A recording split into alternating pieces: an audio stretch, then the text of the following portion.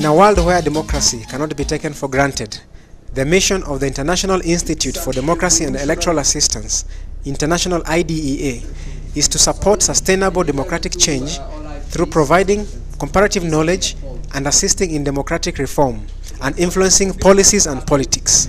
The International IDEA and ICJ Kenya partnership is a partnership that seeks to promote our works. We try to complement each other's work.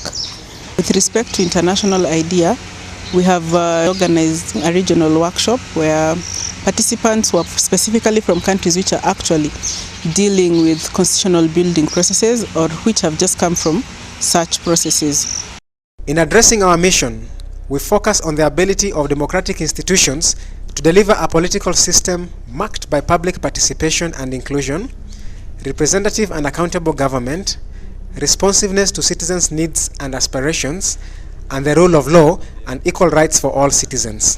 And I think a supplementary question which I should then ask at this point, because I think it's a follow-up, is what other step would you take or should a country take after the promulgation of a new constitution to ensure that the things that they were aspiring towards with a new constitution are actually achieved?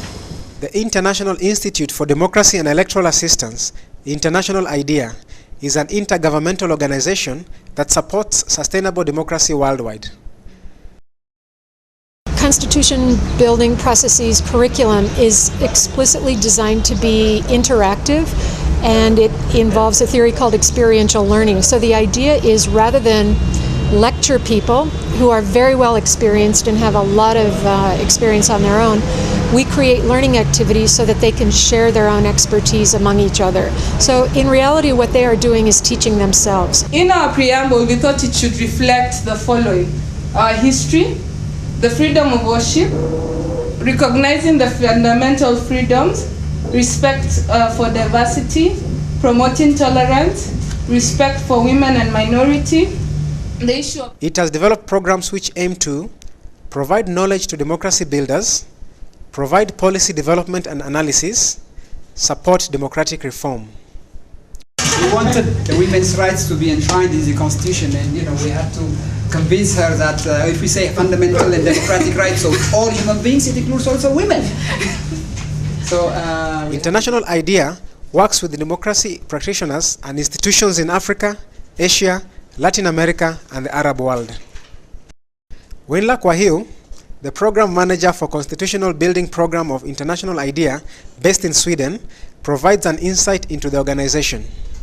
We currently have 25 member states who come from across the globe, distributed in all the 5 continents, and essentially they work through a secretariat which is headquartered in Stockholm with a statute that gives us a mandate to support democracy by developing comparative knowledge resources, by working together with national practitioners where it adds value and where they invite us, and also by looking at how to make international assistance more effective in supporting, financing, and promoting and building democracy. International IDEA provides knowledge resources in the form of handbooks, databases, and websites, training materials, and foster expert networks. When one looks at the processes themselves, I think what is common in majority of the African processes was the central role that was taken by negotiation between the political actors. Maybe the conflicts they had were because human rights were violated so much. yeah. So they have to show their determination in the preamble of how they are. Because that then can help us to pick out a few points that we might want to use in our own constitution building processes. IDEA conducted a pilot training workshop in Nairobi, Kenya from the 2nd to the 6th of November 2009. The participants, coming from the different African countries of Kenya, Uganda, Rwanda, Zimbabwe, and Somalia, went through innovative and highly interactive sessions. Everyone has the right to practice their own religion. There we agree. Yes? Are we agreeing on the religious aspect? Yeah, we agreed. No, They are making us to agree. No, we agreed. Do not listen to him. What is the next word? No, we are putting this one of mine. People in this country have been seriously discriminated because of their ethnic origin. So I'm fighting this one. No discrimination based on ethnic origin. We'll observe what's happened to you. Your role is you assume that identity. Let's come to the second last here. Who are you?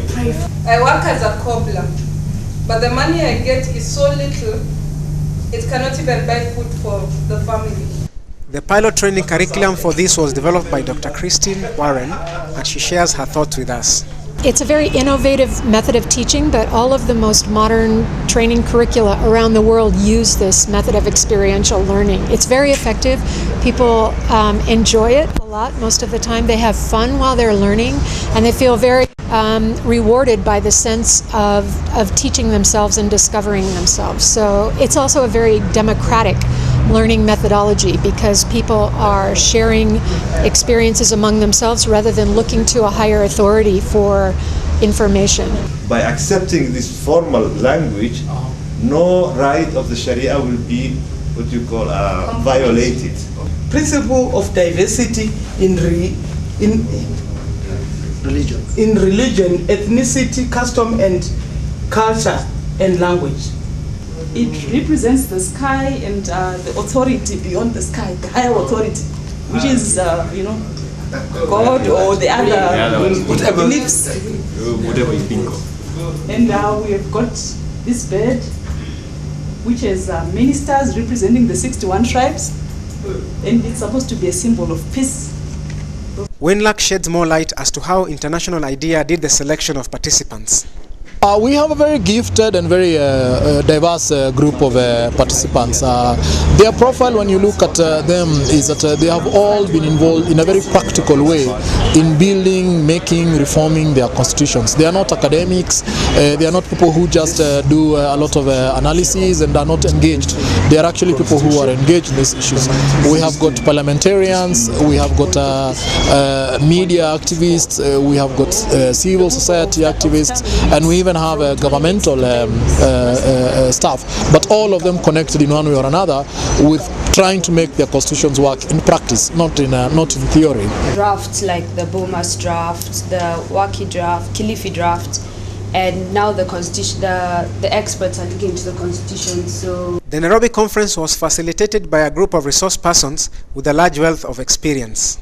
We have a mixed team of resource facilitators, and they are quite excellent. Okumba Miroka, who is a lead facilitator, is very well known in the region, and he is a lead facilitator within the UN agencies around here who have been doing capacity building. Salma Maulidi from Tanzania is also a very well-renowned figure in this area. She is also a lawyer who's been involved as a lawyer in activism around questions of women's rights and gender. And then John Songo is actually somebody who has been working with the military forces in Uganda and even in the region, and he is working in a very sensitive area, capacity building in military regimes, looking at human rights questions. So very dynamic people. I think their ability is quite multitasking, and their ability to adopt to new themes. This is now a question of building training, and they've taken it like a fish to water. In this particular workshop, I'm the lead facilitator on piloting of the constitution building curriculum that has been developed by International IDEA. So I'm taking particular sessions, and I'm working with a group of 2 other colleagues with whom we actually plan what to do, and then we share the responsibilities.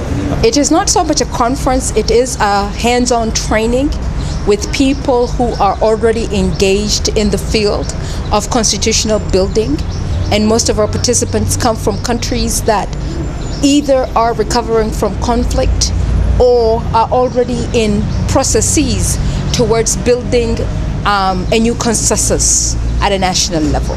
The idea behind this workshop is to try and exchange views with a particular expertise, and we are facilitating these views coming out of this expertise on how to make a pro-people constitution.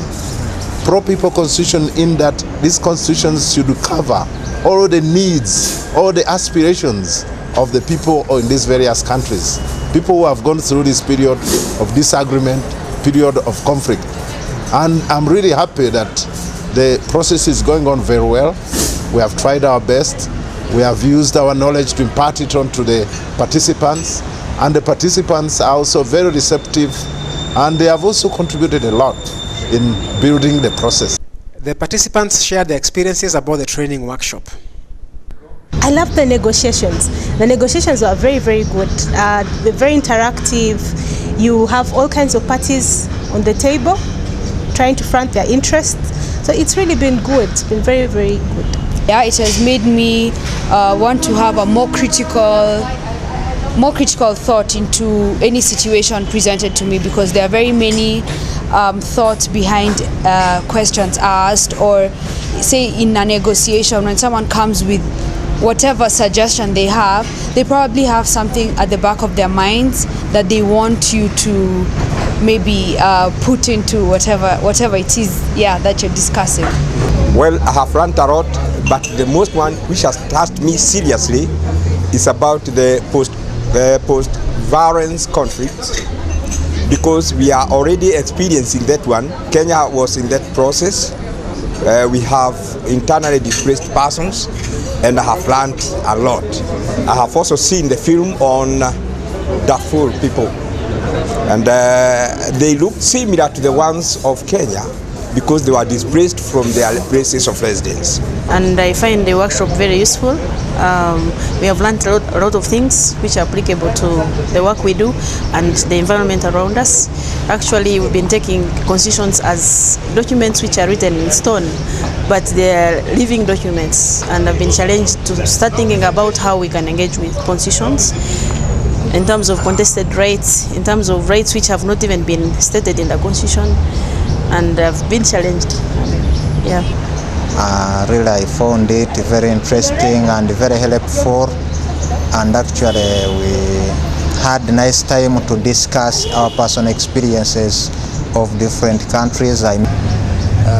Similar conferences in the future. I would recommend that it be made even in other circumstances, in other cases. I think it is critical that we identify the gap and focus on getting knowledge that fits to that gap from this training workshop. The gap that I have identified, and I will be happy to discuss with other participants what other gaps they may have identified, is that we have become very good at lobbying and agitating for certain issues to be reflected in the Constitution. But when we get a chance to sit in a forum where we negotiate the Constitution, we have found that many participants have not been prepared for the negotiations. They have lacked the skills to convert their positions and their interests into an actual constitutional provision. And many of them have been too focused on what it is that they are demanding, and less focused perhaps on how do we get what we want by bargaining with others who are opposed to what we want to get. So that they kept reiterating, but we want this, but we want this, and others kept saying, but we also want this, and it is in opposition to what you want. And I think I picked many of them telling me it was very interesting when we were in a negotiation, because we have never been actually in an exercise where we negotiate with the others. We've always been on the streets demanding things, agitating for reform, writing petitions, writing publications saying we want to have this kind of law. But when we are brought in the forum where it says, now let us negotiate what we can get, this has been a missing skill, and I think that is one gap identified.